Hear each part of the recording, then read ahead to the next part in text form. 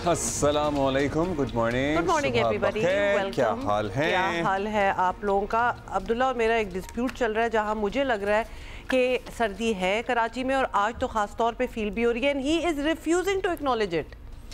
बस मुनासिब ही है, मतलब अगर किसी और मुल्क के हिस्से से आप यहाँ पे आके ये कह दें या हमसे सुन लें कि सर्दी है तो आप लिटरली हमारा मजाक ही उड़ाएंगे। मैंने कल किसी जगह पे पंखा भी चलता हुआ देखा है। ठीक है, चल जाते होते हैं पंखे दोपहर को शायद गाड़ी में एसी भी ऑन हो जाता हो। ये तस्व्वुर कर सकती है मुल्क के किसी और हिस्से में। डू नॉट कंपेयर द मुल्क के कोई और हिस्से विद अस। फिर इसे सर्दी भी ना कहें ना। नहीं कह दें। और आज जरा पिछले कुछ दिनों से थोड़ी सी ज्यादा हवा की रफ्तार आपको तेज लग रही होगी, उसमें जरा खुनकी का अंसर, ठंडक का अंसर ज्यादा होगा, अदरवाइज कोई ऐसी ठंड नहीं है। खैर आपके शहरों में क्या सूरत हाल है ये तो आप हमें लिख के बता सकते हैं, लेकिन स्कूल अक्रॉस द कंट्री अब खुल गए हैं। पंजाब में यहाँ तो ज्यादातर पहले ही खुल गए थे, लेकिन पंजाब में भी जहां अभी छुट्टियां चल रही थी मौसम सरमा की, वो आज से खत्म हो रही हैं। तो बेसिकली काफी हफ्तों बाद बच्चे जो है ना वो स्कूलों की तरफ वापस जाएंगे और पेरेंट्स जो हैं they will take a sigh of relief के बस हो गया, बहुत हो गई। और बच्चे 14 घंटे के बाद सो के उठने के बाद भी कह रहे हैं कि अभी थकन बहुत हो रही है और अभी दिल नहीं चाह रहा स्कूल जाने का, लेकिन आज सबको वालिदैन ने जबरदस्ती भेजा है। कोई इतनी फ्रीडम बच्चों को नहीं मिल रही, अब स्कूल जाओ। अच्छा जी, और भी बड़ी चीजें हो रही हैं और ऑफ कोर्स आपको बताना है हुकूमत और तहरीक इंसाफ। अच्छा, ये बड़ी इंटरेस्टिंग चीज़ है, हुकूमत और तहरीक इंसाफ के दरमियान मुज़ाकरात ऐसी कोई टनल में दाखिल हो चुके हैं अब्दुल्ला कि जहां एक लम्हे को रोशनी की हल्की सी किरण नजर आती है तो दूसरे लम्हे बिल्कुल मुकम्मल अंधेरा, इन द सेंस कि कभी it's feels like things are working out और कभी इट फील्स लाइक कि तो बिल्कुल बात आगे नहीं जाने वाली, क्योंकि ये ड्रामा ही बन रहा है। भाई कल क्या हुआ, तहरीक इंसाफ के पुरजोर इसरार पे कल मुज़ाकराती कमेटी की इमरान खान से मुलाकात करवा दी गई है। अच्छा, अब ये ज़्यादती है, तहरीक इंसाफ का पुरजोर इसरार तो था, लेकिन मुज़ाकराती कमेटी की मुलाकात कराने का वादा हुकूमत की कमेटी ने कहा था, लिख कर दिया था, अनाउंस किया था, मगर नहीं हो सकी वो मुलाकात। इतने दिन 2 हफ्ते ऑलमोस्ट और कल बिलाखिर हो गई। सो हमें तहरीक इंसाफ का इसरार नहीं कहना चाहिए। चले ठीक है, उनकी वन ऑफ द डिमांड्स तो थी ना, तो वो बड़ी डिले होती चली जा रही थी और अब कमेटी ने इसको बरमला इस पे आमादगी जाहिर की थी, लेकिन खासी बेबसी भी थी कि वो नहीं करा पा रहे थे मुलाकात। खैर वज़ीर आला खैबर पख्तूनख्वा अली अमीन गंडापुर ने बानी PTI से अलग मुलाकात भी की और ऑल्दो ये मुज़ाकरात तातुल का शिकार थे, मगर अब तीसरा राउंड जल्द शुरू होगा। ओके, वेरी नाइस, चलिए हो गया। और ज़राए स्पीकर ऑफिस का कहना है बाय द वे कि PTI की स्पीकर कौमी असम्बली अयाज सादिक से मुज़ाकराती कमेटियों का तीसरा इजलास बुलाने की दरख्वास्त कर दी है। PTI रहनुमा कह रहे हैं कि फैसले का मुज़ाकरात पर असर नहीं पड़ेगा, मगर ऐसा होता नहीं है। पता इन चीज़ों का असर होता है। पार्टी चाहे बाहर कोई बात की जा रही हो, चाहे बाहर कोई ट्वीट की जा रही हो, या फिर इस तरह से कोई अदालती कार्रवाई चल रही हो, अगर डायलॉग का प्रोसेस चल रहा होता है तो it invariably affects the process। 100%। अब देख ले, इतना बड़ा फैसला आ जाए तो क्या मूड वो ही रहेगा? मतलब फैसला जैसा भी हो, एक एनवायरनमेंट बदलता है, एक सेंस बदल जाती है। सो बहुत सी चीजें होती हैं जितना आप चाहें कि ना हो। पार्टी रहनुमाओं का लहजा बता रहा है कि इमरान खान को सजा होने पर पार्टी के अंदर ही नहीं, मुज़ाकरात की मेज पर भी जरा आफ्टर शॉक्स तो महसूस किए जाएंगे। That's right।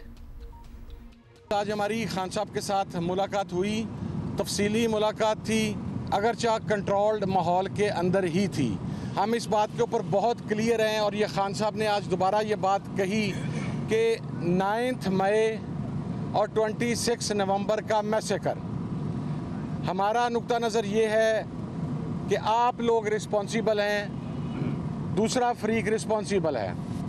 वो ये कहते हैं कि हम रिस्पॉन्सिबल हैं। अब इसका बेस्ट सिविलाइज्ड वे आउट ये है कि एक ऐसा गैर जानिबदार कमीशन तश्कील दिया जाए जो जिम्मेदारान का तयन कर सके। सारी कौम की नजरें जो है, कौम के एक एक बच्चे की, नौजवानों की, खवातीन की, हर एज हर वॉक ऑफ लाइफ से ताल्लुक रखने वाले लोग जो हैं वो नजरें जमाए बैठे हैं कि कल क्या फैसला होता है। अदलिया को भी ये देखना है कि ये क्या हो रहा है। ये जो फैसले लिखे जाते हैं तारीख उनको याद रखती है, तारीख उन जजेस को भी याद रखती है, और ये जो कौम है ये भूलने वाली नहीं, ना फैसलों को और ना उन लोगों को जिन्होंने आज तक गलत फैसले लिखे हैं। अच्छा जी, साथ ही आपको बता दें कि सेनेटर फैसल वाउडा ने यकीन से कहा कि बानी PTI की सज़ा ज़रूर होगी और सिर्फ फैसल वाउडा ही नहीं वज़ीर दिफा ख्वाजा आसिफ को भी लगता है कि इमरान खान के लिए इससे बचना, जो इनका केस है रिलेटेड, बहुत बड़ा मुश्किल होगा और PTI से जारी मुज़ाकरात भी ख्वाजा साहब को महज मजाक लगते हैं। ये तो पहले भी एक्चुअली उनका ये सेंस थी। सुने, इन्वेस्टिगेटिव थोड़ा सा जर्नलिज्म करें और जाके देखें कि वहाँ पे क्या हो रहा है, वहाँ पे कोई कितने लोग जो हैं फारुगुल तहसील हुए हैं 4 साल के अंदर, क्या तालीम उन्होंने हासिल की है, कितने वहाँ पे स्टूडेंट्स पढ़ते हैं। ये सारे हक़ाइक़ हैं जिनके ऊपर अदालत ने कल फैसला देना है या उम्मीद की जाती है कि फैसला आएगा। यार मनो को 100 कुरान चुका लो, मैं मुज़ाकरा दे हक़ च हूँ, अगे ना टुरन तो मेरा की कसूर है। ये मुज़ाकरा में तातुल जो है ये PTI की तरफ से आया हुआ है। मैं पहले दिन से मुज़ाकरात के हक़ में हूँ, लेकिन मैं जिन लोगों के साथ मुज़ाकरात हो रहे हैं, मैं उनकी ऑनेस्टी पे या उनकी सिंसेरिटी पे डाउट करता हूँ कि वो मुखलिस नहीं है मुज़ाकरात के लिए। जुर्म की सज़ा होती है, जुर्म आप करेंगे, कत्ल करेंगे, आप पकड़े जाएंगे तो आपको सज़ा होगी। अब आपसे किसी ने करवाया, आपकी फैमिली में किसी ने उसका फ़ायदा उठाया, आपके दोस्त अहबाब ने उठाया, आपकी पार्टी ने उठाया, ये तो कोई नहीं मानेगा ना। साइन तो आपने किए, साइन ऑफ आपने किया और उस समय कैबिनेट का हिस्सा था। मैंने जब ये 190 मिलियन पाउंड की अप्रूवल हो रही थी, मैं फेडरल मिनिस्टर था कैबिनेट का, मैंने उस वक्त खान साहब से कहा था कि ये ना करें, खुदा का वास्ता है, ये आपके लिए नैब का केस बनेगा और आपको जेल होगी इसके अंदर। उस वक्त नहीं माने, उसके बाद भी मैं वो रिकॉर्ड का हिस्सा है। ये ओपन और शट केस है, इसमें तो गल मुक गई है। ठीक है जी, आप इसके अंदर कोई दो राय होनी नहीं चाहिए। सो आज ये फैसला बिल आखिर सुनाया जा रहा है। इससे पहले बानी PTI मौक़िफ़ भी रहा है। उन्होंने ट्वीट में जो एक्स पे वो अपने पैगामात लिखते हैं सहाफ़ियों से बातचीत के बाद, जो उनकी टीम लिखती है, जो भी उसका तरीक़ाकार है, उसमें लिखा था कि इस फैसले में डिले मुझ पर दबाव डालने के लिए किया जा रहा है, लेकिन अब बिल आखिर ये फैसला मंजर आम पर आ जाएगा, जिसकी पहले भी तारीखें आ चुकी हैं कि आज सुनाया जाएगा। फिर पता लगता था कि नहीं अभी तो वक्त लगेगा, अभी नहीं कल सुनाया जाएगा, लेकिन आज लेट्स सी इसमें कोई तातुल ना आए। शब्बीर डार हमारे साथ ही रावलपिंडी से हमें ज्वाइन कर रहे हैं। दोनों इसमें मुल्जिम हैं और बड़ा तवील इसका ट्रायल चला है, जिसपे पाकिस्तान तहरीक इंसाफ की जो कानूनी टीम है वो भी इत्मीनान का इजहार कर चुकी है कि हमें ट्रायल के चलने में कोई रिजर्वेशन नहीं है। सो शबीर डार से पूछेंगे, शबीर कितने बजे? 11 बजे का था वक्त, लेकिन क्या तैयारी नजर आ रही है आपको, क्या माहौल है? जी अब्दुल्ला, बिल्कुल हम अडियाला जेल के गेट नंबर 1 के बाहर इस वक्त मौजूद हैं। बड़ा केस है और बड़ा फैसला है। बिलाकर 190 मिलियन पाउंड रेफरेंस का फैसला जो है आज आने वाला है और एहतसाब अदालत के जज नासिर जावेद राना अब से थोड़ी देर बाद 11 बजे टाइम दिया गया है, 11 बजे ये फैसला सुनाया जाएगा। इस फैसले से मुतल्लिक 2 मरतबा इसकी तारीखें तब्दील की गई हैं, 2 मरतबा ये मौखर किया गया है, लेकिन गुज़िश्ता रोज़ बाज़ाब्ता तौर पर बानी PTI के वकला और प्रोसिक्यूशन टीम जो है नैब की, उनको आगाह किया गया कि आज जो है ये फैसला अडियाला जेल में सुनाया जाएगा। बानी PTI को कमरा अदालत में पेश किया जाएगा, जबकि बुशरा बीबी आज अदालत पेशी के लिए अडियाला जेल पहुंचेगी। अडियाला जेल के बाहर सिक्योरिटी के सख्त इंतजाम किए गए हैं, क्योंकि आज बड़ा फैसला सुनाया जाएगा। 1 साल तक ये ट्रायल चला है और दिलचस्प बात यह है कि इमरान खान ने इस ट्रायल पर 2 मरतबा एतमाद का इजहार किया है इस एहतसाब अदालत के जज नासिर जावेद राना पर, और 18 दिसंबर को जब ये फैसला महफूज किया गया उस वक्त भी जो हतमी दलाइल हुए हैं बानी PTI के जो वकील हैं बैरिस्टर सलमान सफदर, उन्होंने अदालत पर एतमाद का इजहार किया और उन्होंने कहा कि इस ट्रायल से मुतल्लिक हम कोई सवाल नहीं उठाएंगे। अगर इस केस का फैसला भी आता है, सजा भी हो जाती है, जब वो आला अदलिया में हम चैलेंज करेंगे, वहां पर भी हम इस ट्रायल से मुतल्लिक कोई शिकायत या सवाल नहीं उठाएंगे, हम सिर्फ मेरिट्स पर बात करेंगे। लिहाजा जो बानी PTI के वकला है या बानी PTI खुद उन्होंने अदालत पर एतमाद का इजहार किया और 1 साल मुतादिद मरतबा जो बानी PTI के वकला है उन्होंने मुख्तलिफ ताख़ीरी हरबे इस्तेमाल करके मुतादिद बार इल्तवा लिया और रेफरेंस के जो तफ्तीशी अफसर है मियां उमर नदीम, आपको याद होगा, उन पर 38 समातें हुई है। 38 समातों में उन पर जिरा मुकम्मल की गई और 18 दिसंबर को बिलाकर ये फैसला महफूज किया गया और 18 दिसंबर को पहले तारीख मुकर्रर की गई थी। मुख्तसरन जरा गवाहों की फहरिस्त, क्योंकि इसमें बड़े नामवर लोग भी शामिल हैं जो माजी में तहरीक इंसाफ के साथ भी एसोसिएटेड रहे हैं, वो बता दीजिए किस किस ने गवाही दी इस केस में? अब्दुल्ला, इस केस में कुल 35 गवाहान ने अपने बयानात कलमबंद कराए हैं और 4 अहम गवाह थे। इसमें एक साबिक वजीर आला खैबर पख्तूनख्वा परवेज खटक थे और साबिक वफाकी वजीर जुबैदा जलाल थी और साबिक प्रिंसिपल सेक्रेटरी आजम खान और अलकादिर यूनिवर्सिटी के जो चीफ फाइनेंशियल अफसर थे, वो ये 4 गवाहान मरकजी गवाहान थे और अहम गवाहान थे। इन्होंने अपने बयानात कलमबंद कराए। बाकी जो गवाहान थे वो कोई नैब से थे, कोई वजारत दाखिला से थे, कोई कैबिनेट डिवीजन से थे, लेकिन जो 4 गवाहान हैं परवेज खटक, आजम खान, जुबैदा जलाल और चीफ फाइनेंशियल अफसर अलकादिर यूनिवर्सिटी, ये 4 गवाह थे। लिहाजा जो 35 गवाहान के बयानात कलमबंद कराए गए हैं, इन पर वो मुकम्मल तौर पर पूरा मौका दिया गया बानी पीटीआई के वकला को जिरा के लिए। हालांकि मुख्तलिफ ताकीरी हरबे इस्तेमाल किए गए इस केस को लंबा खींचने में, लेकिन जब 18 दिसंबर को ये फैसला महफूज किया गया और अच्छा शबीर हमारे साथ ही रहिएगा।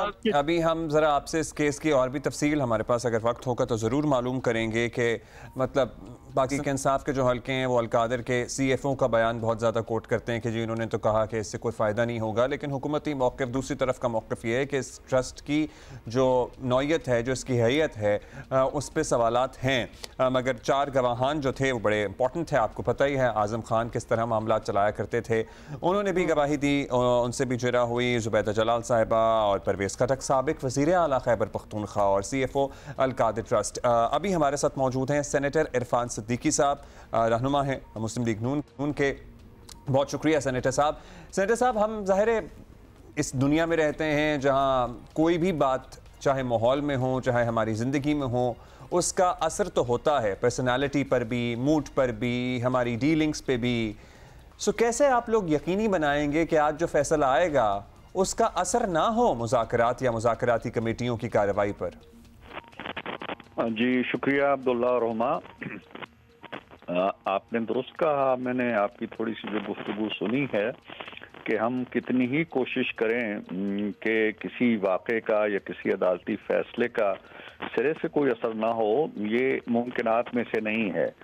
अगर सज़ा होती है तो जाहिर है कि PTI के हलकों पे और ख़ास तौर पे जो मुज़ाकराती कमेटी है उसके मूड पे, उसकी सोच पे, उसके तासुरात पे, उसके डायलॉग के हवाले से उसकी जो स्पिरिट है उस पे उसके यकीनन असरात पड़ेंगे। उसका मुअत्तल ना करना मुज़ाकरात का एक अलग अमल है और अच्छी बात है कि मुज़ाकरात चलते रहने चाहिए, लेकिन हाँ ये बहरहाल नहीं कहा जा सकता कि अगर कोई फैसला होता है तो उसके असरात सिरे से मुरतब नहीं होंगे। अच्छा सेनेटर साहब, ये भी बताइएगा आप इस टाइमिंग के बारे में क्या कुछ कहेंगे? बिकॉज अब महीना हो गया है, 18 दिसंबर को फैसला आ भी गया था और महफूज भी कर दिया गया था। उसके बाद 2 बार सुनाया जाना था लेकिन बात मौखर हो गई, दोबारा अब सुनाया जा रहा है। एटलीस्ट कहा यह जा रहा है कि आज 11 बजे फाइनल सुनाया जाएगा। अब मुज़ाकरात भी चल रहे हैं, फैसला भी सुनाया जाएगा। इस टाइमिंग के हवाले से आप कुछ कहना चाहेंगे? जी हुमा, मेरा ख्याल है कि टाइमिंग का इससे कोई ताल्लुक नहीं होना चाहिए, इसलिए कि 18 को फैसला महफूज किया गया था और 23 को हमारे मुज़ाकरात का आगाज़ होता है और मुज़ाकरात को अब आज खासे दिन हो चले हैं। इसी तरह ये रिजर्व हुआ है। लेकिन बानी पीटीआई का मौक़िफ़ था कि मुझ पर दबाव डालने के लिए इसको तातुल में रखा जा रहा है। नहीं, इसका मेरा ख्याल नहीं है कि उन पर कुछ दबाव डालने के लिए था, क्योंकि मुज़ाकराती अमल जब चल रहा था तो ये फैसला उससे पहले ही महफूज हो चुका था जब आगाज़ हुआ, और ये आगाज़ हमारी तरफ से नहीं हुआ था, उनकी तरफ से हुआ था। उनकी कमेटी पहले बनी थी, उसने स्पीकर से रब्ता किया था, स्पीकर ने PM से बात की थी, तो इसलिए मैं नहीं समझता हूँ कि अगर कोई दबाव था भी तो वो इस कमेटी के क़याम के बाद ख़त्म हो गया और अब मुज़ाकरात आगे चल रहे हैं। इंशाल्लाह देखते हैं इसमें से क्या किस तरह के असरात। इसमें से क्या देखना है? वैसे वो तो कहते ही हैं कि आप जुडिशल कमीशन बना दें और तीसरी मुलाकात के बाद अगर जुडिशल कमीशन नहीं बना तो कोई आगे पेशरफ्त नहीं हो सकेगी। ऑल्दो 31 दिसंबर हामिद रजा साहब कल गुफ्तगू कर रहे थे मुलाकात के बाद, उन्होंने कहा जी जुडिशल, तो इस पे आप लोगों ने एटलीस्ट डिस्कशन शुरू कर दी है कि हमें जुडिशल कमीशन बनाना है 26 नवंबर 9 मई पे, या अभी शुरुआत ही नहीं हुई बातचीत की इस बारे में आपकी आपस में हुकूमती अरकान की या हुकूमत की दीगर हलकों से? देखिए अब्दुल्ला, हम शुरू से पहले दिन से ये कह रहे हैं, और हम नहीं कह रहे, वो भी कह रहे हैं, कमिट कर रहे हैं, बात मीडिया में भी कह रहे हैं। यानी जो हमारी पहली मीटिंग 23 दिसंबर को होती है, उस दिन से वो कह रहे हैं कि हम अपने जो भी मुतालबात हैं वो तहरीरी शक्ल में देंगे। तहरीरी शक्ल में हम क्यों मांग रहे हैं? इसलिए मांग रहे हैं कि उसके अल्फाज क्या हैं, वो किस तरह के TORs की तरफ हमें लेके जाना चाहते हैं। मैं ये कहता नहीं जी कमीशन बना दे, हम कमीशन ऐसा भी बन सकता है जो ये प्रोब करे कि जी 9 मई जो है वो क्यों हुआ, उसके पीछे मुहर्रिकात क्या थे, किसने इंस्टिगेट किया, फलां चीज करो, तो उसका टिल्ट किसी एक तरफ चला जाएगा। और अगर वो अपने TORs देते हैं तो उनको हम देखेंगे और फिर एक बैलेंस किस्म के TORs तैयार हों। हम क्या गौर व फिक्र करें, जब वो तहरीरी तौर पे अभी तक, इस वक्त तक जब मैं आपसे गुफ्तगू कर रहा हूँ, हमारे सामने नहीं आए। रात 12 बजे मेरी स्पीकर साहब से बात हुई थी। क्या आप ये भी समझ रहे हैं कि अभी तक तो तहरीरी फॉर्म में, जो कि ऑब्वियसली एक रिक्वेस्ट और डिमांड भी रही है और PTI की तरफ से रिलक्टेंस देखी गई है, तहरीरी फॉर्म में उनकी कोई डिमांड्स आई नहीं है, लेकिन अब अगर फैसला आ जाता है, जो भी फैसला आता है, आपको लगता है कि ये डिमांड्स में कोई एडजस्टमेंट हो सकती है, कोई मजीद डिमांड्स बढ़ सकती हैं, और शायद इसीलिए तहरीरी फॉर्म में नहीं आई थी अभी तक डिमांड्स? रात में क्या बात हुई आपके सादिक साहब से? जी, मैं ये आपको बता रहा था कि रात तकरीबन 12 बजे जो मेरी बात हुई थी, उस वक्त तक कोई न तो राब्ता हुआ था कमेटी की तरफ से, अपोजिशन कमेटी की तरफ से, PTI कमेटी की तरफ से, और ना ही कोई दस्तावेज उन तक पहुंची थी।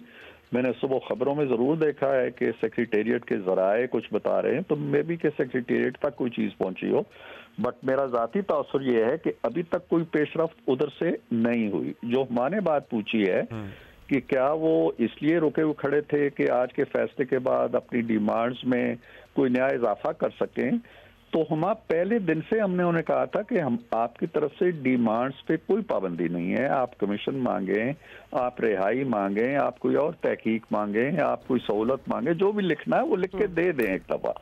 तो मैं नहीं समझता हूँ कि आज के फैसले के हवाले से उनकी तरफ से या हमारी तरफ से कोई मुज़ाकराती अमल में रखना पड़ेगा या उनकी डिमांड्स में कोई इजाफा होगा। वो अपनी जो डिमांड्स दे चुके हैं उन पे बड़े फर्म हैं। रखना तो शायद नहीं आपकी तरफ से पड़ेगा, लेकिन आप बाइख्तियार कितने हैं इस पे सवाल ज़रूर उठेगा, क्योंकि अगर जो आप लोग तय करके उठे थे कि हम मुज़ाकराती कमेटी की मुलाकात करा देंगे बानी से, उसी को अरेंज करने में इतने जतन करने पड़ गए या इतना वक्त लग गया या इतना जान जोखों का काम बन गया वो, तो फिर आपके बाइख्तियार होने पे तो सवाल उठेगा। हुमा, हमारे बाइख्तियार होने पे सबसे पहले तो गौर व फिक्र करना चाहिए था उनको जो हमारे साथ मुज़ाकरात करने के लिए आए हैं। वो तो पहले से कहते रहे हैं। हम तो हमारे पास अगर वो आए हैं तो ये सोच के या इस खुशफहमी में आए हैं या इस गलत फहमी में आए हैं कि हम बाइख्तियार लोग हैं, तो उनके नज़दीक तो हम बाइख्तियार हैं, इसीलिए वो हमारे पास आए हैं, इसीलिए वो हमारे साथ बात कर रहे हैं। दूसरी तरफ ये है कि ये जो ताखीर हुई है थोड़ी सी उनकी मुलाकात में, इसके भी कुछ असबाब हैं और इसमें हमारी तरफ से भी शायद सुस्ती या तेज रवी का मामला रहा हो, लेकिन उनकी तरफ से भी जो हुमा और अब्दुल्ला जो तकाजे हैं ना मुलाकात के, वो अजीबोगरीब से हैं। कल भी जब मैं गुफ्तगू सुन रहा था उनके तर्जुमान की, तो वो कह रहे थे जी कि एहलकार तो कोई नहीं था हमारी मुलाकात के दरमियान, लेकिन आपको पता है कि अब दीवारों के भी कान हैं और एहलकार की ज़रूरत नहीं है, तो अब देखें हम ऐसा कमरा तो उन्हें दे सकते हैं जिसमें एहलकार कोई ना हो। अब दीवार के बगैर कौन सा कमरा हम उनको फराहम करें? दरो दीवार तो होंगे ना उसके। और फिर आप कौन सी ऐसी खुफिया कंस्पिरेसी कर रहे हैं? आप मुज़ाकरात की बात कर रहे हैं, अपने लीडर से मशवरा कर रहे हैं। तो फिर ये था जी कि हमारी मुलाकात दीगर कैदियों से भी होनी चाहिए, लामहदूद होनी चाहिए, टाइम कंस्टेंट नहीं होना चाहिए, टाइम का कोई उसमें नहीं होना चाहिए कि जी हम कितनी देर बैठते हैं। तो ये डिमांड सारी जो थी ना, इसकी वजह से भी रखना पड़ा। और फिर बड़ी वजह ये थी कि जो हमारे मेन आप समझ लें सहूलत फराम कर रहे हैं या स्पीयर हेड कर रहे हैं कमेटियों को, वो जो स्पीकर साहब थे तशरीफ नहीं यहाँ रखते थे, अपनी अहलिया की अलालत की वजह से मुल्क से बाहर थे, तो ताखीर हो गई। लेकिन मुझे ये बताइए आप दोनों में से कोई एक कि ये जो मुलाकात हुई है इसमें कौन सी नई बात आई है? इससे 6 दिन पहले जो अली गौहर साहब हैं वो बाहर आके बता चुके थे कि जी मेरी मुलाकात हो गई है, और चेयरमैन साहब ने, इमरान खान साहब ने फरमा दिया है जी कि आप दे दें अपनी तहरीरी डिमांड्स। अब उस मुलाकात के बाद फिर भी इनकी अपनी ख्वाहिश बरकरार रही, लेकिन कल की मुलाकात में जो कुछ उन्होंने बताया सर, उनकी ख्वाहिश और आपका वादा भी तो नई बात आई हो ना आई हो, लेकिन आपकी तरफ से कमिटमेंट थी, चलें देर से ही सही, उसे बाद में ऑनर कर दिया गया। So thank you, let's see क्या निकलता है अब इन मुज़ाकरात की मेज से, क्या बाहर आता है। बिल्कुल ज़्यादा देर नहीं रही। आज 13 जनवरी को ये फैसला सुनाया जा रहा है, लगभग 1 महीने से कुछ कम दिन बाद। जी हैदर शिराजी हमारे साथ है, नुमाइंदा जी न्यूज़। हैदर, आज लगता है कि ये मामला जो 2 बार मौखर किया गया है फैसला सुनाने का, आज हो ही जाएगा। जज साहिबान भी जो है वो जेल पहुंच गए हैं। किसी और की एक्सपेक्टेशन है आज? क्या आप एक हाँ मूड क्या आप सेंस कर रहे हैं कि आज क्या बनेगा? देखिए, अभी हुकूमती कमेटी के तर्जमान इरफान सदीकी ने जो गुफ्तगू की, उसके बाद एक अपडेट उनके साथ शेयर करना चाहूँगा कि अपोजिशन और पीटीआई मुज़ाकराती टीम के दरमियान राब्ता हो चुका है। और इस सिलसिले में असद कैसर से अभी थोड़ी देर कबल मेरी बात हुई, उन्होंने तस्दीक की और कहा कि स्पीकर कौमी असम्बली से बानी पीटीआई से मुलाकात के बाद यह राब्ता हुआ है, और उसके बाद अब स्पीकर को बताया गया है कि वो कोई भी मुज़ाकराती नशिस्त के लिए कोई भी दिन तय करें। अब इस जो आज स्पीकर ने कह भी दिया कि मैं अरेंज जल्द करूंगा इसको। जी, इस पर इत्तफाक हुआ है कि अब चूंकि मुलाकात का जो उनकी जानिब से एक मौक़िफ़ सामने रखा था वो मुलाकात भी हो चुकी है, तो अब मुज़ाकराती नशिस्त होना बाकी है, इसके लिए वक्त तय करना है। लेकिन इस जो फैसला आना है इसको लेकर पीटीआई ने हिकमत अमली तय की है। आज कौमी असम्बली का इजलास है जिसमें पीटीआई ने अगर खिलाफ फैसला आता है तो सख्त एहतजाज करेगी। इस सिलसिले में गुज़श्ता रोज़ मेरी शिबली फराज सेनेट में जो अपोजिशन लीडर है उनसे बात हुई, उन्होंने कहा कि हमारी तरफ से भी हिकमत अमली तय की गई है, और ये हिकमत अमली सिर्फ पार्लियामेंट के अंदर नहीं है बल्कि पार्लियामेंट के अंदर और बाहर गुज़श्ता रोज़ बानी पीटीआई ने असद कैसर और दीगर रहनुमाओं से मुलाकात के बाद एक अपोजिशन इत्तेहाद के महमूद खान अचकज़ई और दीगर रहनुमाओं को कुछ पैगामात भी भिजवाए हैं, और आने वाले चंद दिनों में अपोजिशन इत्तेहाद भी इस हवाले से एक्टिव नज़र आएगा। यानी पार्लियामेंट के अंदर और बाहर पीटीआई इस हवाले से मुकाबला करने की तरफ आगे बढ़ रही है। लेकिन साथ ही अली अमीन गंडापुर से गुज़श्ता रोज़ मेरी बात हुई, उनके अलावा उमर अयूब जो अपोजिशन लीडर हैं, शिबली फराज और असद कैसर, इन तीनों से चारों से गुफ्तगू करने के बाद कोई आपको आपको कोई ऐसी सेंस मिली कि इनका कोई सड़कों पे आने का इरादा है, धरने का करने का इरादा है? अगर फैसला ऑब्वियसली इनको मुताबिक नहीं आता तो हाउ फार आपको क्या लगता है कि क्या बाहर से क्या मुराद? हाँ, मतलब कि क्या करेंगे? देखिए, इस सिलसिले में पीटीआई के रहनुमा या मुज़ाकराती टीम के रहनुमाओं से जब हमारी बात हुई, उन्होंने कहा कि बानी पीटीआई हमें कहते रहे कि मुज़ाकरात से, इस हुकूमत के साथ बातचीत से हमें कुछ हासिल नहीं होगा, लेकिन हमने बानी पीटीआई को कायल किया है कि हुकूमत के साथ मुज़ाकरात से मुस्बत नताइज सामने आएंगे, तो लिहाजा अब हम कोशां हैं कि इस हुकूमत के साथ बातचीत के नतीजे में कुछ हासिल किया जाए, पार्लियामेंट के अंदर भी और बाहर भी। और जहाँ तक अली अमीन गंडापुर और दीगर रहनुमाओं का ताल्लुक है, वो इसलिए मुज़ाकरात के भी हामी हैं क्योंकि अली अमीन गंडापुर ये समझते हैं कि जो इन आईनी ओहदों पर मौजूद शख्सियात हैं वो अगर इस तरह कशीदा माहौल चलता रहेगा तो वो गवर्नेंस पे ध्यान नहीं दे सकेंगे। तो लिहाजा अली अमीन गंडापुर जो कि केपीके के पूरे सूबे को देख रहे हैं, तो वो ये समझते हैं ज़ाती तौर पर कि इन चलिए हैदर, अभी हमें एक क्विक ब्रेक लेनी है, हम आपसे अपडेट लेते रहेंगे। It's an important day today. Thank you for being with us for now. और साथ ही हम एक ब्रेक ले लें। अच्छा, आपको बताएं कि खबरों में बल्कि बहुत सी खबरें आ रही हैं कि हुकूमत ने मेडिकल कॉलेजेस में दाखिले के लिए MD कैट को आखिरकार ख़त्म करने पर गौर शुरू कर दिया है, लेकिन अभी हतमी फैसला वैसे कोई नहीं हुआ। वज़ीर आज़म के कोऑर्डिनेटर बराए सेहत डॉक्टर मलिक मुख्तार अहमद भरत ने मुश्तरका दाखिला टेस्ट MD कैट ख़त्म करने और यूनिवर्सिटीज़ को अज़ खुद दाखिले देने की इजाज़त देने की तजवीज़ पेश कर दी है। जब से MD कैट आपको पता ही है उसका निज़ाम बनाया गया है, तो इम्तहानात में शदीद नौयत की जो है डिस्क्रिपेंसीज, हाँ, वो हमने देखी है। पर्चे आउट होना, नकल और गवर्नेंस के दीगर मसाइल पेश आ रहे थे, और ये सब कुछ हम ओवर द पास्ट कितने अरसे से हम ये रिपोर्ट कर ही रहे हैं। बैरून मुल्क से मेडिकल एजुकेशन हासिल करने वालों के लिए, ग्रेजुएट्स के लिए PMDC के टेस्ट की बुनियाद पर कौमी धारे में शामिल होने का कानूनी तरीक़ाकार मौजूद है। अगर MD कैट का सिस्टम ख़त्म कर दिया जाता है तो उसके लिए भी कोई नया तरीक़ाकार सोचना पड़ेगा।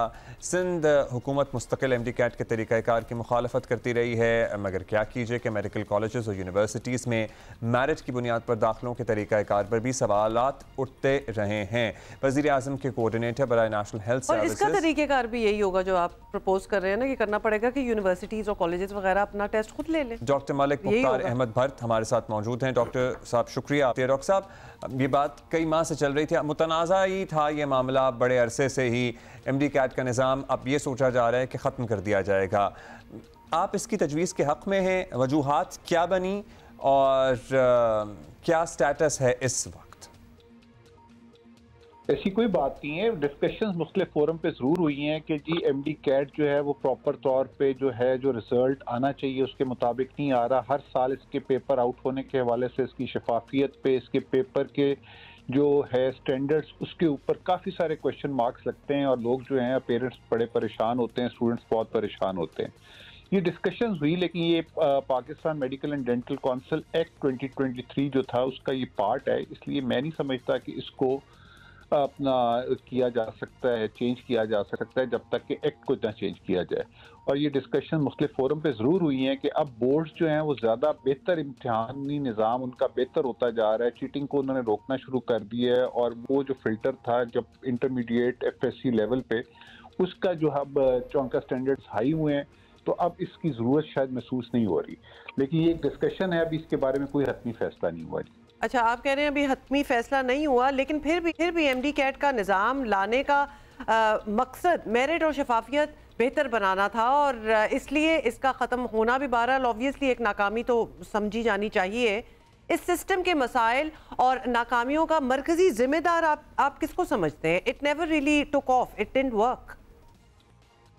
मेन पॉइंट जो इसके अंदर इशू आ रहा है वो ये आ रहा है कि पाकिस्तान के अंदर तकरीबन पूरे मुल्क का अगर करिकुलम जो बने हुए हैं, जो हम लोग यकसा निसाब की बात करते हैं, तो इस टाइम पे FSC लेवल का जो निसाब है वो तकरीबन 45% है, जो इसको कॉमन करिकुलम कहा जा सकता है पूरे पाकिस्तान।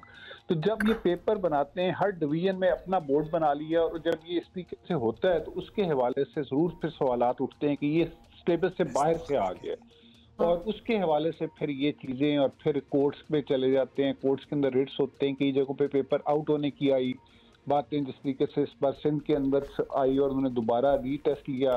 इस्लामाबाद के अंदर आउट ऑफ सिलेबस क्वेश्चंस की बात हुई, उसकी वजह से वो रीटेस्ट में गए। मतलब इस तरह की इश्यूज को सॉर्ट आउट करने के लिए हम लोग ये दो हमारे पास तजावीज़ हैं। एक तजावीज़ है कि सिंगल 45% कॉमन या 50% कॉमन सिलेबस के अंदर से पूरा MD कैट का निज़ाम अगली बार कंप्यूटराइज सिस्टम पे लिया जाए, या फिर दूसरा ये निज़ाम है कि सूबों के अंदर जो एक चीज़ हमारे पास है वो रजिस्ट्रेशन है, वो रजिस्ट्रेशन का निज़ाम जो है स्टूडेंट्स का MD कैट के लिए जिन्होंने अपेयर होना है वो भी सूबों को दे दिया जाए, ताकि ये जो बात है कि हर बच्चे को आज़ादी है कि KP का स्टूडेंट जो है वो जाके सिंध के अंदर, या सिंध का स्टूडेंट पंजाब के अंदर जाके MD कैट दे सकता है और वापस सिंध के अंदर जाके दाखिला ले सकता है। इस चीज़ के ऊपर कई सारे सवालात सूबों के लोग जो हैं वो उठाते हैं कि ये वहाँ पे फलां जगह पे आसान हुआ तो इस वजह से उनके नंबर ज़्यादा आए और वो आके कम्पीट कर रहे हैं हमारे कोटे के ऊपर। ये जो चीज़ें इनको एड्रेस करने के हवाले से चंद तजावीज़ पे हम गौर कर रहे हैं। तो अभी इसी सिस्टम को बेहतर करने के लिए तजावीज़ पर गौर कर रहे हैं। MD कैट का निज़ाम ख़त्म नहीं हो रहा, इन्होंने तो ये ज़रूर बता दें। सो ये MD कैट का सिलसिला बिल्कुल ख़त्म नहीं हो रहा। उन्होंने कहा जी एक डिस्कशन, एक सजेशन आई थी, लेकिन अभी ये है इंटैक्ट। इसी को भरने के लिए कुछ तजावीज़ पर बहुत शुक्रिया मलिक मुख्तार साहब फॉर स्पीकिंग विद अस। और ये जो डिस्प्यूट हमारा चल रहा है ना, सर्दी है कि नहीं है वाला, ये सरदार सरफराज साहब भी सेटल कर सकते हैं। चीफ मेट्रोलॉजिस्ट हैं। हुमा को आज बहुत ठंड लग रही है कराची में। आज मुझे बहुत ठंड नहीं लग रही, लेकिन आज ठंड है। बट ऑफ कोर्स मैंने जब अपना ऐप देखी है तो उसमें बिल्कुल मैं आपको बता भी नहीं सकती कराची के हवाले से 18 कह रहे हैं। 18 इज एक्चुअली और राइट, ठंड तो बिल्कुल नहीं होती, लेकिन सॉर्ट ऑफ फील भी हो रही है। सरदार साहब शुक्रिया। क्या हाल है आपका, कैसे है सरदार साहब? कोई मौसम कुछ बदल रहा है या बदलने वाला है? कराची से शुरू करते हैं कि ये एक सर्दी की, एटलीस्ट आई फील कि एक सर्दी की एक लहर आई हुई है या आनी है? जी बहुत शुक्रिया। बिल्कुल आई हुई है, सर्दी तो प्रिवेल कर रही है। मेरे ख्याल में कोई पिछले 6-7 दिन से टेम्परेचर आपने नोट किया होगा कि 9-10 इसी रेंज में चल रहा है। आज भी 10.5 आया है मिनिमम। तो वो 2-3 दिन ऐसे थे कि जब दोबारा 12 से 13 से ऊपर चला गया हुआ था। वो ड्यू टू वेस्टर्ली वेव जो अप्रोच की थी, हल्की फुल्की बारिश बलूचिस्तान में चंद एक जगहों पर हुई, और इसी तरह से थरपारकर साइड पे भी कोई हल्की बूंदाबांदी हुई थी। तो उस असल में जब भी वेस्टर्ली वेव का अप्रोच होता है ना, तो फिर थोड़ी सी जो कोल्ड वेव है वो पीछे हट जाती है, रीशीट होती है, तो 1-2 दिन का आर्जी से फेज होता है। लेकिन सर्दी प्रिवेल कर रही है अभी भी कराची में। आज तो दिन भी निस्बतन ठंडा होगा क्योंकि थोड़ी सी तेज़ हवाएं चलेंगी दोपहर के बाद, तो मैक्सिमम टेम्परेचर वही 24 या 25 तक ही जाएगा दिन का भी। तो ये अगले 3-4 दिन तक कह लें, यानी 17 तक कम से कम ये फेज रहेगा सर्दी का, और उसके बाद फिर थोड़ा सा इम्प्रूव होगा, टेम्परेचर 12-13 इस रेंज में जा सकता है, क्योंकि एक और वेस्टर्ली वेव अप्रोच करेगी बलूचिस्तान की तरफ। तो मगर ओवरऑल जनवरी का महीना आखिर तक ठंडा ही रहेगा? जी बिल्कुल ठंडा ही रहेगा, सिवाय उन दिनों के कि जब 20 के बाद एक बलूचिस्तान में वेव आएगी, अच्छी बारिश बलूचिस्तान में इम्कान है कि बलूचिस्तान के बेशतर एरियाज़ में, और फिर ऊपर KP की तरफ और कश्मीर वश्मीर और गिलगित बल्तिस्तान वगैरह की तरफ ज़ाहिर है ये जब स्प्रेड करेगी ये वेव, तो वहाँ पर अच्छी बारिश और अच्छी बर्फबारी भी मुतवक्के हो सकती है इससे। तो वो जो फेज़ होगा उसमें ज़ाहिर है कि जब स्पेल चल रहा हो तो उस दौरान में सर्दी कम हो जाती है, क्योंकि कोल्ड वेव पीछे हट जाती है। अब जब वो वेव निकल जाएगी कोई 23-24 जनवरी तक आप कह सकते हैं, 24 जनवरी को जब पूरे मुल्क पे से स्वीप करती हुई आगे निकलेगी शुमाली लहजात से, तो फिर कोल्ड एयर आएगी। तो जनवरी का आखिरी हफ्ता भी फिर दोबारा से ठंडा होगा उस दरमियान के। अच्छा, अभी आपने एक बारिश का जिक्र किया है, लेकिन आप बलूचिस्तान में बारिश का जिक्र कर रहे थे, कहीं कराची में भी कोई बारिश का इम्कान है? हम एक्सपेक्ट करें कि थोड़ी बहुत बारिश हो जाएगी? कराची में एज ऑफ टुडेज कंडीशंस तो नहीं लग रहा कुछ, लेकिन देखिए जब वेव दाखिल होती है ना तो अपनी डायनामिक्स होती है उसकी। अगर वो एक तरह से मेन उसका पैसेज तो बलूचिस्तान के ऊपर से ही होता है, लेकिन अगर उसकी एक्सटेंशन नीचे साउथ तक हो जाए, यानी कोस्टल जो बलूचिस्तान है मकरान की पट्टी उस पर अगर आ जाए और कराची की तरफ, फिर वो देखना पड़ेगा। वो 20 के बाद कोई चांस बन सकता है, लेकिन फिलहाल तो ऊपर ही दिख। अच्छा सरदार साहब, it's a bright sunny day in Lahore. सुबह बड़ा अनयूजुअल है जनवरी में इस तरह से लाहौर में सूरज का यूं निकलना, और दो वीकेंड पे हमने काफी फॉग भी देखी, धुंध भी देखी। सो वो धुंध एंड देन सूरज एंड धुंध एंड सूरज। सो क्या चल रहा है वहां पे, मैदानी इलाकों की क्या सूरत हाल है? देखिए बिल्कुल इसमें अब ये ऐसा वेदर है ना कि वो जैसे असल में फॉग और स्मॉग को कंफ्यूज कर जाते हैं बाज़ औक़ात लोग। तो स्मॉग जो था वो उसमें ये होता था कि सूरज बिल्कुल नहीं निकलता था, लेकिन अभी कंडीशंस बेहतर हैं। फॉग तो होती है, रात से शुरू हो जाती है, आप कह लें कि 10 बजे के मिडनाइट से और अर्ली सुबह तक, यानी 9-10 बजे तक फॉग रहती है, लेकिन उसके बाद मौसम ठीक होता है। उसके बाद तो सनी मॉर्निंग और सनी डे होता है ज़्यादातर जगहों में, और जनवरी के महीने की ये एक तरह से यही पैटर्न होता है। सही है। सो और वहाँ पे लाहौर मैदानी इलाकों में रावलपिंडी वगैरह में भी ये जो आप बारिश का कह रहे थे सिलसिला शुरू होगा, मैदानी इलाकों को भी टच करेगा या नहीं? सिर्फ खैबर पख्तूनख्वा और बलोचिस्तान ही इसके ज़ेरे असर आएंगे? जी लेटर ऑन कर सकता है। वैसे तो 20 तारीख से हो सकता है, कहीं 18 से, कहीं 19 से इस तरह से दाखिल हो, लेकिन जब ये बलूचिस्तान से होती हुई ऊपर वेव उस अपर एरिया में दाखिल होती है तो फिर देखना पड़ेगा कि उसकी एक्सटेंशन। लेकिन इस्लामाबाद, रावलपिंडी और नीचे जेलम, सियालकोट वगैरह तक तो उसके असरात होंगे, वहाँ पर बारिश का इम्कान होगा। अब ये देखना पड़ेगा कि लाहौर तक उसकी एक्सटेंशन होती है कि नहीं इस वेव की। अगर ये नहीं तो फिर एक और जनवरी के आखिर में दाखिल होगी, तो उसमें है इम्कान कि लाहौर और गिरदोनवा के एरिया में भी वो बारिश दे सकती है। ऑलराइट, सो वहाँ पे इम्कान है कि लाहौर और गिरदोनवा के एरियाज में भी बारिश दे सकती है। बर्फ का पूछना है आपने, मरी वगैरह में बर्फ कब होगी अगला स्पेल? या हो रही है ऑलरेडी? नहीं हो तो नहीं रही, बिल्कुल ड्राई वेदर है इस वक्त। वो जो पिछली एक वेव आई थी तो उसके नतीजे में आपको याद होगा कि सवात वगैरह में बहुत अच्छी बर्फबारी हुई थी, चित्राल में, सवात में, और इसी तरह से बाबूसर टॉप वगैरह की तरफ मरी और गलियात में बहुत हल्की सी बर्फबारी हुई थी। उसके नतीजे में वो 1 या 2 दिन का स्पेल था, निकल गया था। अब ये जो स्पेल आएगा तो इसके बायस गालिब इम्कान है कि होगी बर्फबारी मरी साइड पे भी। 22-23 तारीख को इम्कान दिखेगा। चलिए 22-23 को बरी पे भी बर्फबारी का इम्कान है, पहाड़ों पर भी इसके ऊपर भी बर्फ पड़ेगी, कश्मीर, गलियात, दीगर जगहों पे भी बारिश होगी। शुक्रिया आपका, बहुत शुक्रिया सरदार साहब फॉर बीइंग विद अस। अभी तो मिडल ऑफ जैन, तो आपको पता है कि जहाँ बर्फ पड़ती है वहाँ तो मार्च तक बात जाती है। पूरा फेब भी जो होता है वो भी बर्फ वाला ही होता है। पार्लियामान से बाहर भी क्या एहतजाज किया जाएगा दोबारा, क्या लाहे अमल होगा? शौकत यूसुफ सईद साहब रहनुमा तहरीक इंसाफ हमारे साथ हैं। शौकत साहब, आज बड़ा इंपॉर्टेंट फैसला है जो आना है। सबसे पहले तो ये बता दें, तैयारियां किस चीज़ की हैं? एहतजाज की हैं, सेलिब्रेशन की हैं, एक्सपेक्टेशन क्या है PTI में, और आपको क्या लग रहा है क्या होने वाला है? बिस्मिल्लाहिर्रहमानिर्रहीम। देखिए, इस केस में कुछ है नहीं, ये बरियत का केस है, लेकिन बदकिस्मती से इसको ऐसा बनाया गया है कि जैसे बहुत बड़ा इमरान खान ने बहुत बड़ा जुर्म किया है, वो जुर्म की सजा जो है वो आने वाली है। इसलिए ना हम कोई खौफजदा है ना इमरान खान खौफजदा है। वो तो कह रहा है कि जी सुनाए इसमें है क्या, ये अपर कोर्ट में जाएगी तो इसके तो ये तो खत्म हो जाएगा, ये केस ही खत्म हो जाएगा। इस पे सियासत हो रही है, ब्लैकमेलिंग हो रही है, लेकिन मेरे ख्याल से इमरान खान ना ब्लैकमेल होगा ना खौफजदा होगा। वो तो खुद कह रहा है कि सुनाओ। अब 18 दिसंबर से अब तक ये फैसला नहीं सुना पा रहे, ये तो इनका हाल है। तो सबसे पहले तो ये अपना हाउस इन ऑर्डर करें, ये क्या करना क्या चाहते हैं। हमें कोई परवाह नहीं है, ये इनके जो और ना इनसे कोई अच्छी एक्सपेक्टेशन रखते हैं। ये पूरी कोशिश करेंगे, पूरी कोशिश करते रहे हैं कि किस तरह PTI को क्रश किया जाए, इमरान खान को माइनस किया जाए। इन्होंने ये से क्या मुराद है आपकी? ये से क्या मुराद है? ये पूरी कोशिश आपकी मुराद हुकूमत है या एस्टैब्लिशमेंट है? क्योंकि हुकूमत तो आपके साथ एंगेज्ड है मुज़ाकरात में। देखिए, एस्टेब्लिशमेंट का अपना एक रोल है, वो एक अपनी जगह, लेकिन इस वक्त जो फ्रंट है वो है हुकूमत। और नवाज शरीफ जो है वो बेनिफिशरी इस पूरे 9 मई का भी और 26 नवंबर का भी, और ये सारे जितने भी सूरत हाल बन रही है सबके बेनिफिशरी नवाज शरीफ। वो तो वजीर आजम भी नहीं है, वो कैसे बेनिफिशरी हैं? ना सॉरी, शहबाज शरीफ। अच्छा, शहबाज शरीफ कह रहा हूँ जी। शहबाज शरीफ जो है वो उसका बेनिफिशरी है, PMLN बेनिफिशरी है। अब PTI तो पीपल्स पार्टी को तो जबरदस्ती वहां पे बिठाया गया है ना, उनके ऊपर तो एक और तलवार लटकाई हुई है, वो बेचारे मजबूरन वहां बैठे हुए हैं। तो ये सारी सूरत हाल है। अब देखना ये है कि हम तो 31 जनवरी तक सब्र कर सकते हैं, ये जो कुछ भी कर लें, सजाएं दे दें, कुछ भी कर लें। इमरान खान ने कहा है कि 31 जनवरी तक हमने मुज़ाकरात करने हैं। नहीं तो 31 जनवरी तक मुज़ाकरात करने हैं, लेकिन मुज़ाकरात भी आपकी ऐसी बातों से लग रहा है कि वो एक आई वॉश ही होंगे, वक्त ही आप गुजारेंगे उसमें। अगर सजा हो जाती है तो मुज़ाकरात में क्या रह गया, क्या करेंगे? देखिए, हुकूमत आपकी देखें ना, हुकूमत की गैर संजीदगी तो सामने है ना। अगर ख्वाजा आसिफ बोल रहा है, मरियम बीबी बोल रही है, या तिलाल चौधरी बोल रहा है, तो ये कौन है? इसके पीछे कौन है?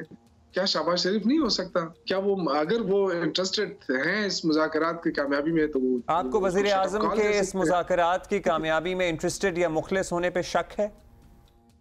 100% शक की बात ही नहीं है। मतलब क्या वो अपने वज़रा को कंट्रोल नहीं कर सकते? आपको यकीन है कि वज़ीर आज़म नहीं चाहते कि मुज़ाकरात कामयाब हो? आपको यकीन है? ये देखिए, 2 चीजें हो सकती है मेरे भाई, या तो इनके कंट्रोल में नहीं है ये वज़रा, सही है, और या ये इनके ईमा पे बोल रहे हैं।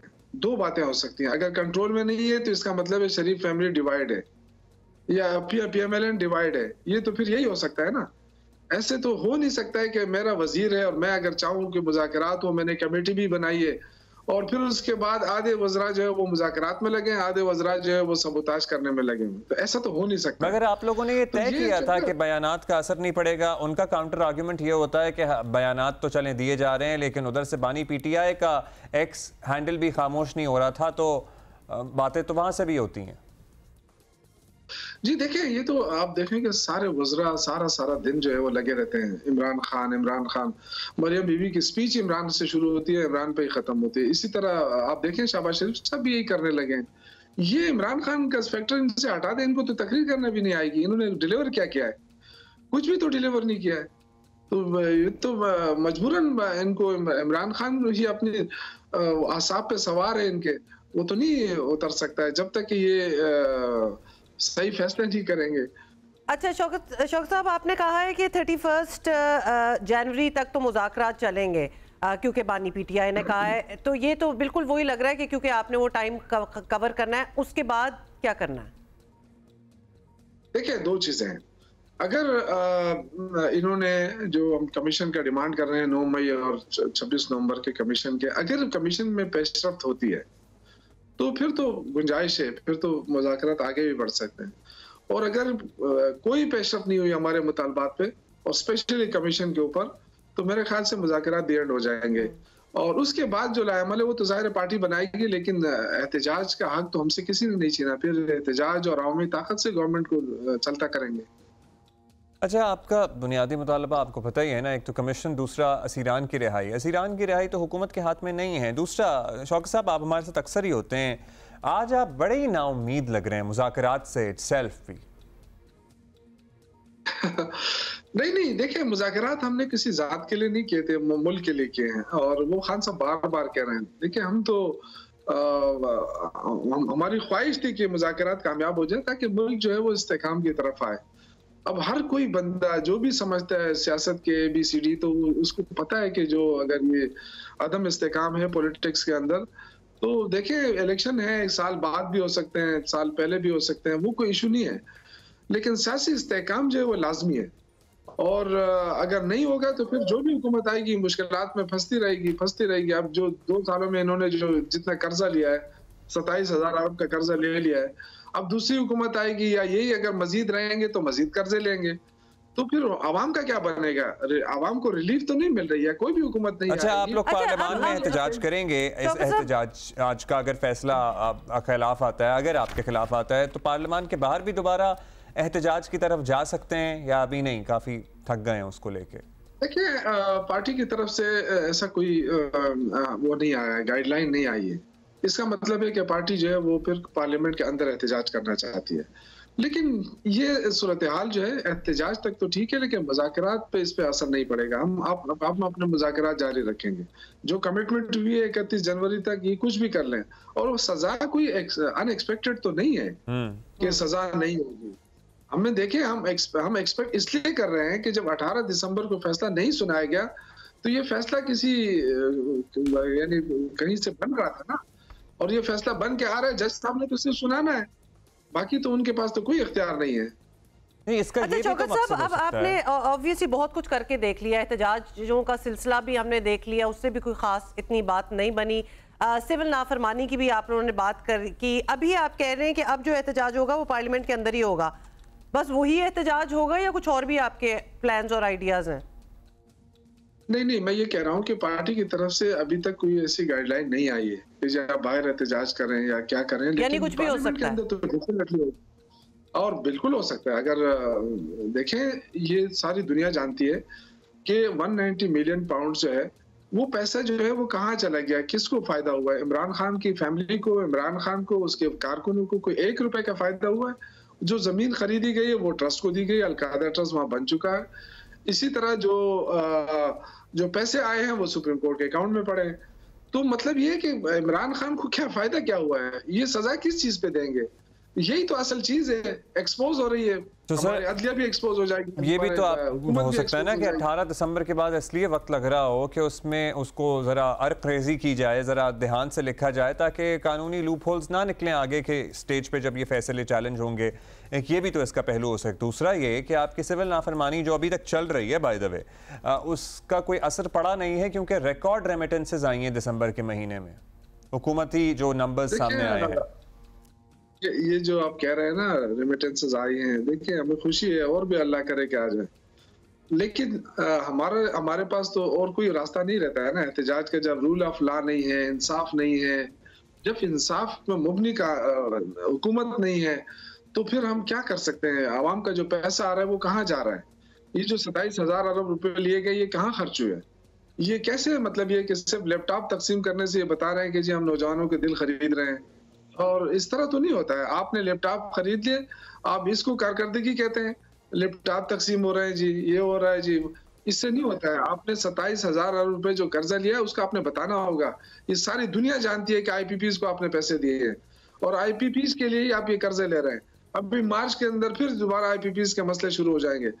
तो ये कौम को बताएं कि आपने कितना कोयले से बिजली पैदा की है और आपने तेल से कितनी बिजली पैदा की और ये बिजली किस किस के ये आईपीपीज हैं और पैसा किस किस को दिया गया है।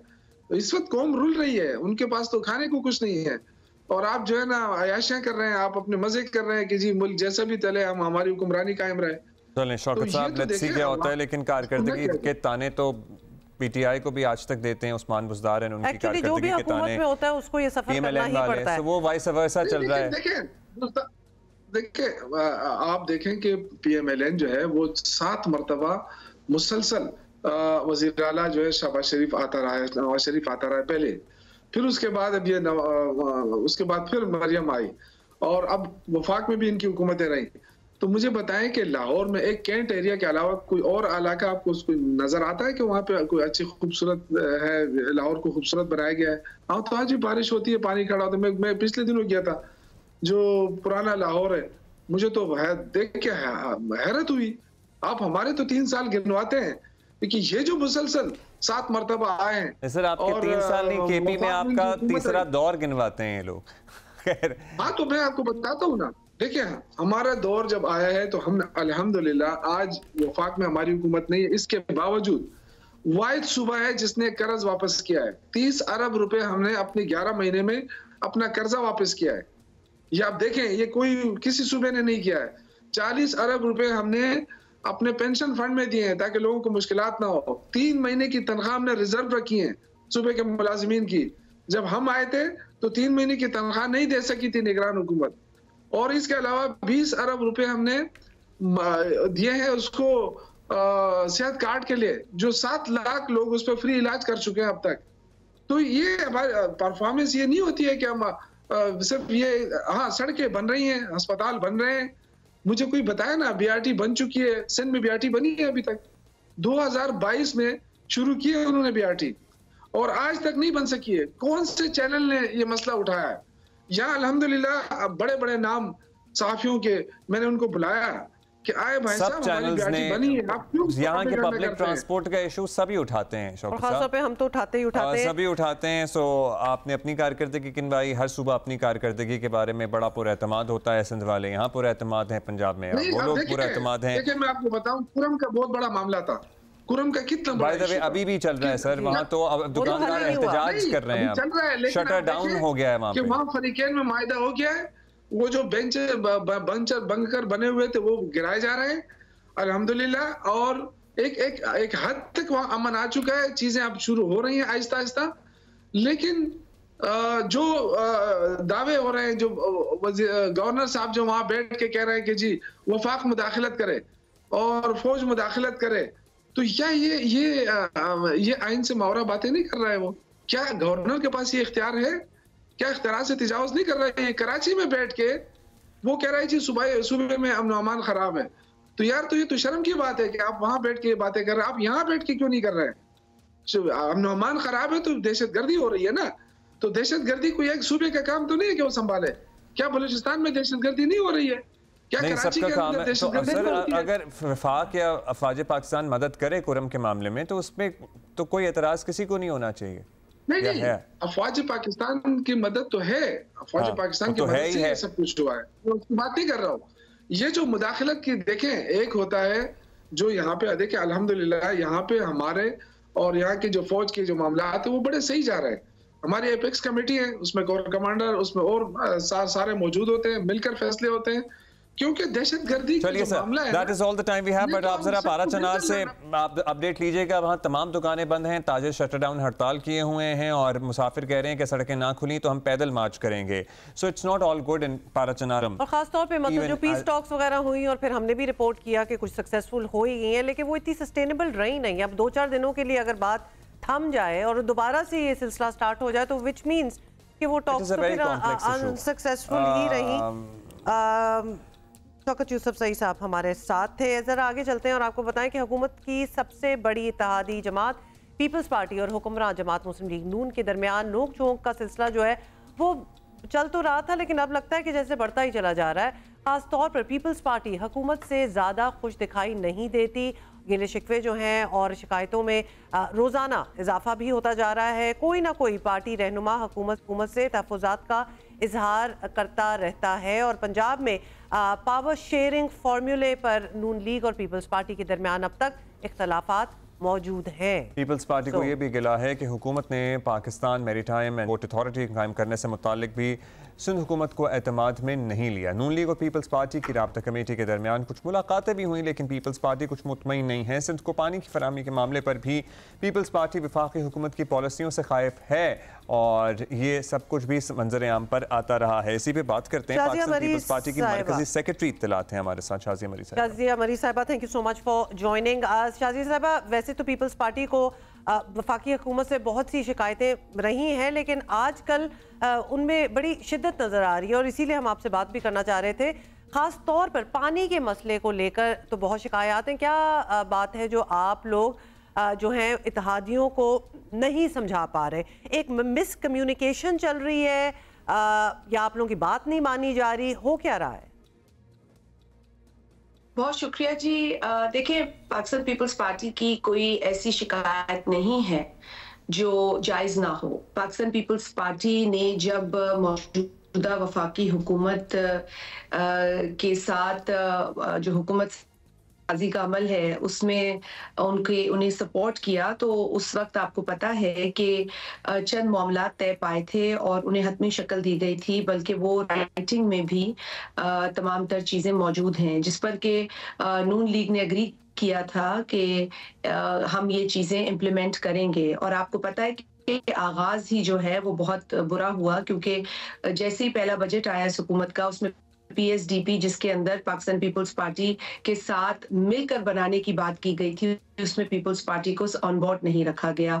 उस पर हमारा इतराज था। फिर उसके बाद पंजाब में मामलात जो हैं, हमारे जो लोग हैं वहाँ पर जो इलेक्टेड हैं, जो वहाँ के मोतबर लोग हैं पीपल्स पार्टी से जिनका ताल्लुक है, उनको बिल्कुल इग्नोर किया जा रहा है। और इसके लिए भी आपको पता है हमने तशवीश का इजहार किया और पाकिस्तान पीपल्स पार्टी के चेयरमैन ने ये बारहा कहा है कि देखिए तरफा फैसले कमजोर फैसले होते हैं। फैसले जो है वो मिलकर लेने की जरूरत है, उन पर हमारी भी इनपुट होनी चाहिए। जहां जहां इनपुट ली गई है पीपल्स पार्टी की, वो फैसला मजबूत फैसला इस दौर का नजर आया है। लेकिन जहां इनपुट नहीं ली जाती वहां पर आप देखते हैं कि इत्तेहादी की कंसर्न जायज होती है और हम उसे रजिस्टर भी कराते हैं। आज भी अगर पानी के इशू पर 6 कनाल्स की बात हुई है तो ये यकतरफा फैसला है, कंट्रोवर्शियल फैसला है। अगर इस तरह के यकतरफा और कंट्रोवर्शियल फैसले लिए गए और फिर उस पर नून लीग की हुकूमत डट कर सामने आती है तो फिर यकीनन हमें भी अपनी कंसर्न का इजहार करने का हक हासिल है। तो अब ये चीज तो सोचनी है नून लीग की हुकूमत को कि अगर वो इसी तरीके से यकतरफा फैसले लेगी और इत्तेहादियों को ऑन बोर्ड नहीं लेगी, उनकी राय को अहमियत नहीं देगी, तो फिर आगे कैसे मामला चल सकते हैं। अच्छा शाजिया साहब, पीपल्स पार्टी तो मुख्तलिफ मसाइल पर शिकायत करती रही है, लेकिन 2-4 दिन से हम देख रहे हैं कि मुस्लिम लीग नून की तरफ से भी जवाब दिया जा रहा है। अब लग ये रहा है कि ज़रा तल्ख हो गया है माहौल और ये तल्खी अब दोनों जानिब है। अगर मामलात इस सतह पर आ गए हैं तो आपके ख्याल में 2029 तक ये रिलेशनशिप कैसे चल सकता है? देखिए सर, मैंने पहले भी कहा कि पाकिस्तान पीपल्स पार्टी बेजा कोई शिकायत नहीं करती। पाकिस्तान पीपल्स पार्टी अगर कोई बात कर भी रही है इस हुकूमत के साथ तो उसकी एक बुनियाद है और एक बेसिक अंडरस्टैंडिंग है जिसकी बिना पर हम बात कर रहे हैं। और वो अंडरस्टैंडिंग, जैसे कि मैंने कहा कि जब हुकूमत साजी हो रही थी तो उस वक्त एक अंडरस्टैंडिंग डेवलप हुई थी, एक कमिटमेंट थी जो कि रिटन भी थी। लेकिन अगर बार बार नून लीग अपनी कमिटमेंट से पीछे हटती है तो यकीनन तल्खी होती है। लेकिन तल्खी का जवाब नून लीग को तल्खी से नहीं, या तशवीश का जवाब नून लीग को तल्खी से नहीं देना चाहिए। उनको बतौर हुकूमत जो तरीकेकार है वो अपनाना चाहिए। पानी के मसले पे भी आप देख लें कि 6 कनाल्स की बात कर रहे हैं, दरिया सिंध से 6 कनाल्स निकालने की। पहले ही 1991 अकॉर्ड के तहत पैरा 2 के तहत पानी की एलोकेशन है, हर सूबे को पानी की एलोकेशन है, ये बाकायदा तय हुआ है। लेकिन आपको हैरत अंगेज बात ये सुनकर लगेगी कि इस वक्त 1991 अकॉर्ड इंप्लीमेंट नहीं है। मैं आपको वसूख के साथ कहती हूँ कि इरसा जिसका कयाम 1991 अकॉर्ड के तहत सिर्फ इसलिए हुआ कि वो पैरा 2 के तहत पानी की एलोकेशन, उसी अकॉर्ड के पैरा 2 के तहत पानी की एलोकेशन को इंश्योर करेगी। लेकिन हद तो ये है कि 1991 अकॉर्ड के तहत पानी नहीं दिया जा रहा। हमारी रिजर्वेशन अकॉर्ड के हवाले से एक जगह है मौजूद, लेकिन हम कहते हैं कि जी 91 का अकॉर्ड एक दस्तावेज है, एक ऑफिशियल दस्तावेज है, उसके तहत आप पानी तो डिस्ट्रीब्यूट करें, वो तक नहीं हो रहा। अब आप मुझे बताएं कि मिसट्रस्ट नहीं होगा, तशवीश नहीं होगी, और आप फिर कहते हैं कि 6 कनाल। भाई 6 कनाल के लिए पानी कहाँ है? अगर आपके पास पानी है पंजाब में ही, अगर आप कहते हैं पानी की जरूरत है, तो फिर आप उस शहर से निकालें, लेकिन ऐसा नहीं होगा। किसी ना किसी का पानी कटेगा, और खास तौर पे जो लोअर रैपेरियन है, सिंध और बलूचिस्तान के अंदर कम्युनिटीज हैं, लोग हैं, उन्हें संगीन तशवीश है। तो अगर हुकूमत इसी तरीके से काम करेगी तो मैं समझती हूँ कि ये मुनासिब रवैया नहीं है। वफाकी हुकूमत को खुद सोचने की जरूरत है, उन्हें होश के नाखून लेने हैं कि अगर 2029 तक हुकूमत चलनी है तो अगर नून लीग ये रवैया अख्तियार करेगी तो किस तरीके से मामला आगे जा सकते। अच्छा, यकीनन ऑब्वियसली बड़ी थोरो आपने बात कर ली, और हो सकता है और हम चाहेंगे कि वफाकी हुकूमत जो है आपके तहफ़्फ़ुज़ात पर बात करे, लेकिन आजकल वफाकी हुकूमत जो है बड़ी बिजी है, वो तहरीक इंसाफ के साथ मसरूफ़ हैं, चल रहे हैं, आपको पता है मुज़ाकरात। तो अब 190 मिलियन पाउंड का फैसला भी आना है, तो उसके आने के बाद ये चांस है कि मुज़ाकरात में कोई शायद डेडलॉक ना आ जाए। ऐसा होने की सूरत में शाजिया साहिबा, पीपल्स पार्टी हुकूमत को सपोर्ट करेगी या तहरीक इंसाफ की शिकायत को जायज़ समझेंगे? देखिए, पाकिस्तान पीपल्स पार्टी ने हुकूमत को बुनियादी तौर पर तो पाकिस्तान के लिए ही सपोर्ट किया है, क्योंकि पाकिस्तान में जो हालात, जो मौशी हालात, जो सियासी हालात, जो इक्तिसादी हालात है, तो वक्त की ये ज़रूरत थी कि पाकिस्तान के अंदर स्टेबिलिटी हो, पाकिस्तान के अंदर कोई एडवेंचर ना हो। हमने बहुत एडवेंचर्स देख लिए, लेकिन पाकिस्तान की आवाम की जो मसाइल हैं, अब हमें उसके हल की तरफ जाना है। बेरोज़गारी है, गुर्बत है, महंगाई है, और अब सिक्योरिटी के जो मामला हैं वो आपके सामने हैं। तो यकीनन हमें एक कौम होकर अपने इन मसाइल को हल करने की तरफ जाना है, और हमने इसीलिए मैच्योरिटी का मुजाहरा किया। पाकिस्तान पीपल्स पार्टी एक मैच्योर सियासी जमात है जिसने वक्त की बहुत मुश्किलात को देखा है, लेकिन आज हम चाहते हैं कि जी हम अपने किसी इशू पे बात ना करें, हम मुल्क के इश्यूज पे बात करें। और पीटीआई से भी यही कहते आए हैं कि जी आप मुल्क के इश्यूज पे बात करें, अपने जाती इश्यूज को छोड़ दें। आपके पास एसी है, फ्रिज है, ये है, वो है या नहीं है, इस पर ज्यादा शोर करने की जरूरत नहीं है। आपको जो हमारे मौशी और जो इक्तिसादी हालात हैं उन पर गौर करने की जरूरत है। महंगाई पर बात करें, गुर्बत पर बात करें। इस हुकूमत को भी आप मशवरे दें कि ये चीजें कर सकते हैं, और अगर नहीं कर रहे तो उस पर आप जरूर तनकीद करें।